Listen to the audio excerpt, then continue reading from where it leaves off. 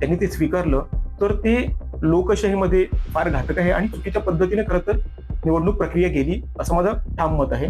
भाई साहब, वसई विरार महानगर पालिका चुनाव में चुने गए भाजपा के 23 नगर सेवकों की सदस्यता पर संकट खड़ा हो गया है। नामांकन पत्रों पर हस्ताक्षर न होने और गंभीर त्रुटियों का हवाला देते हुए उनकी चुनावी जीत को बॉम्बे हाईकोर्ट में चुनौती दी गई है। इस याचिका पर 27 फरवरी को सुनवाई होनी है। नमस्कार, माझं नाव ऍडव्होकेट प्रवीण बीबी रघुनाथ पाटील। काय निवडणूक प्रक्रियेमध्ये एखादा उमेदवार जेव्हा निवडणुकीला उभा राहतो तेव्हा नामनिर्देशन पत्र सादर करण्याची एक पद्धत असते आणि ते नामनिर्देशन पत्र सादर करताना आपण त्यासोबत एक शपथपत्र देतो आणि त्या शपथपत्राचा अविभाज्य भाग असतो तुमचं डिक्लेरेशन, पडताळणी।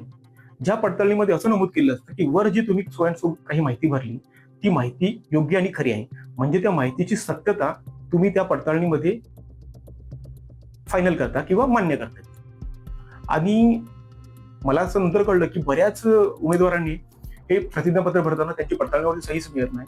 ह्याचा अर्थ काय होतं की त्यांनी जे शपथपत्र किंवा जे नामनिर्देशन पत्र सादर केलं ते अवैध होतं, अनधिकृत होतं, अपूर्ण होतं।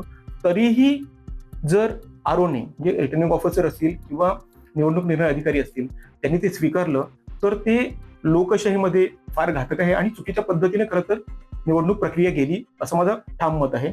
आणि त्याच्याचमुळे मी निवडणूक निर्णय अधिकाऱ्यांना पत्र दिलं, राज्य निवडणूक आयोगानं पत्र दिलं, परंतु त्यांच्याकडून कोणतीही कारवाई करण्यात आली नाही आणि म्हणून मला नाईलाजास्तव वसई दिवाणी कोर्टामध्ये याचिका दाखल करावी लागली, दावा दाखल करावा लागला। अपनी राय हमें कमेंट में जरूर बताइए और हर लेटेस्ट खबर के लिए बने रहें द जर्नलिस्ट.in के साथ।